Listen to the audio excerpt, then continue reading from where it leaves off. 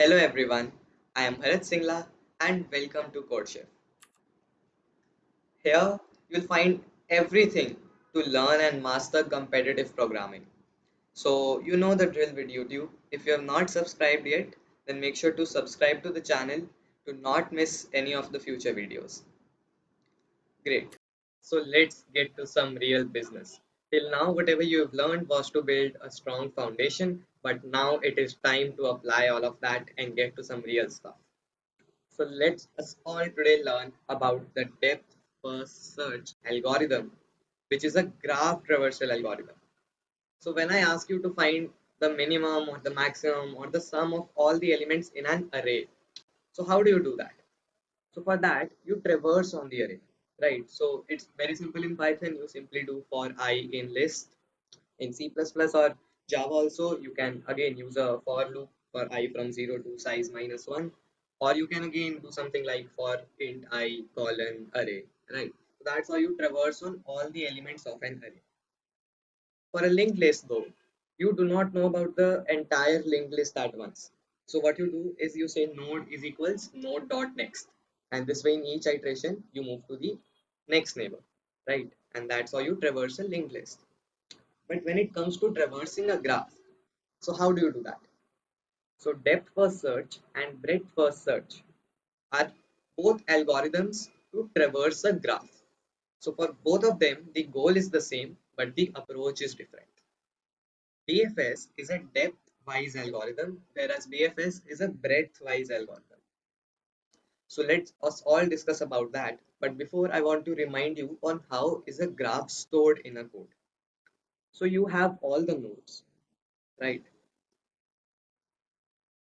And you have a data structure, right, that contains the neighbors to all the nodes, right? So for a node you have all its neighbors and this is known as an adjacency list. So again, you do not have the access to the entire graph, you only have the access for a node to all its neighbors. So an array is a transparent data structure. You can print all of the array in a single function in Python, right? Print list. Whereas a linked list is a bit primitive. You can only access the next node, right? And you have no other access. A graph lies somewhere in between where you have the access to the neighbors of a node. Great. So now let us discuss how DFS works. So from the adjacency list, if you want to traverse all the nodes, this hints recursion. So for a node, you go on all its neighbors, and for all of its neighbors, you do this recursively. And that's how you traverse the graph. So let's discuss how it exactly works. By taking this example, I have taken a tree here. It could be a general graph as well. So first, you start off by visiting 1. So the order in which the nodes are visited are first you visit 1, then you visit 2, then you come to 4, then you come to 5, then you come to 3 from the top now to 3, then 6, then 7,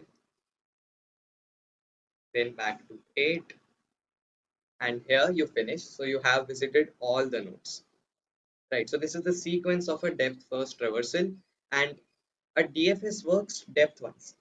So DFS is a recursive algorithm that visits the node, and then for all of its neighbors, it does that recursively. So first you come to 1, then the first neighbor of 1, let's say is 2, right? So in the list 2 is stored first, so it goes on 2. Then because it is recursive and a function calls itself, so all the control now goes to 2. So from 2, exact same thing is done. So before coming on to 3, right, because it's a function gives all the control to whenever another function is called. And if you are not comfortable with recursion, I do have a playlist on that as well. So you can search that up because that is a prerequisite. So then you come from 2, you go to 4, right? And here you stop. So you keep on going in the depth until you can reach there, right? Until you cannot go any further once you have reached the leaf node, or for a generic graph, when all of its neighbors have already been visited, you have to stop there, right? So you stop at 4. And now the control again comes back to 2, right? Because 4's recursive function has terminated. Then from 2 you come to 5 now, right? So again you visit 5 and it's a leaf node again, you cannot visit any of its neighbors now, right? Because 2 is already visited. So now the control comes back to 2, and now 2's call also terminates, right? Because 2 has considered all its nodes. So now call comes to 1, and from 1 its next neighbor is considered. So in the DFS that started from the root node, first 2 was called, right? 2, and then 2's 4. Then from 4 you cannot go any further, so that's why you come back to 5. And now you come back to 3. Then for 3 you will keep on going in the depth. So you first have 6, right? You visit 6, then you visit 7. From 7 you have to come back, so next you will visit 8, and here you stop, and this is the exact sequence here. So this is the DFS algorithm, right? And this works in a depth first manner. So this is the most convenient algorithm to traverse a graph, right? Because the order doesn't is really weird here, right? But the order doesn't really matter. If we only want to find the sum of all the nodes, then we can traverse in any order, and this, trust me, is the easiest to implement. Much easier than DFS, right? But DFS then comes with its own advantages like a proper order, which we'll discuss in the next video. For this one, let's restrict ourselves to DFS. Great. So that's how the algorithm works, right? And now let us move on to the implementation. So you will understand it better as well. So let me just bring in my template. Let me zoom in a bit. So first you have the input for n, and then you have the all the edges of a node as we discussed in the previous one. So in a tree you have n nodes, so n minus 1 edges. So we can run a loop from 0 to n minus 1. And here we have two nodes, u and v, denoting that there's an edge from u and v. Right. So since it's a bidirectional edge, so in tree of u, I have to push back v, and similarly for tree of v, I'll push back u. So it's an indirected tree. Now let us call DFS for the root node, which we are assuming to be 1, or it would be specifically specified in the question. So before that, let's create a vector of n that is 3. Right. So I'll explain in a minute why we need to make this global. Right. In fact, it is because we need to use it in the DFS function, right? So you can either use lambda functions and create it here itself. If you want to know about that, it's a bit advanced, but I have covered that in the problem solving video as well. So then you do not need to create tree as a global vector, right? And let's define max as well. Constant max equals 1e5 plus 5. Right, so this would be given in the constraints of the question, that what is the maximum value of n. So tree of I is a list of all the neighbors of I. Great. So now let us run a DFS, and let's create a function for it. So you have a void function that takes a node, and here what it does is it will say that first, like in an undirected graph, from node A you go to node B, from node B again you can come to A, then from A you will go to B, and this will keep on happening, right? So we are stuck in an infinite loop. So for that, the simplest way is to have a boolean array visited, let's say named visited, in which we, whenever we visit a node, we mark it as visited. We mark visited of node as true. So the next time when we are trying to visit a node, we'll first check if it has not been visited yet. So let's create a visited array, a vector of bool visited, again of size you can create of max, right? If the nodes are numbered from 1 to n. So visited of I is true or false depending on if it's visited or not.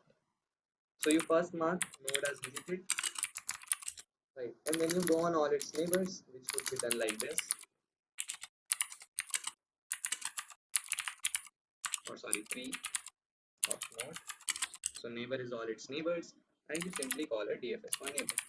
But you do not always do this. You first check if the node has been visited already or not, right? So you say that if you have not visited the neighbor yet, so in that case you DFS on the neighbor, and that will mark it visited as well, and this is a recursive function, right? Great. So now let's pass in that tree as an input to our graph. So you have an edge. So let me quickly just write down all the edges. So you have 1 to 2, 1 to 3. So you have 1 to 2, 1 to 3. Then you have 2 to 4, 2 to 5.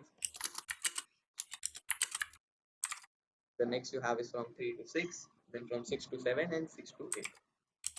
3 to 6, 6 to 7, 6 to 8. So this is our tree, and n in this case is 8. Right. So this way we take the input for the tree. We run a DFS from the root node, that is 1. And in this function, we mark a node as visited, and then for each of its neighbors, if it has not been visited yet, we do a DFS on that. Great. So now let us, like, this is a useless function, so let's just also print the node. Like, so whichever node we are on, let's print it. So let's see what output do we get. So we get an array of all the nodes, which is 1, 2, 4, 5, 3, 6, 7, 8. Which is 1, 2, 4, 5, 3, 6, 7, 8. So that's how the DFS algorithm works. So this is the part 1 of the get draft traversals algorithm. The next is on DFS. So I hope you follow along on that as well, where we learn about another interesting graph traversal algorithm. This is Bharat Singla from CodeChef signing out, and I will see you next time.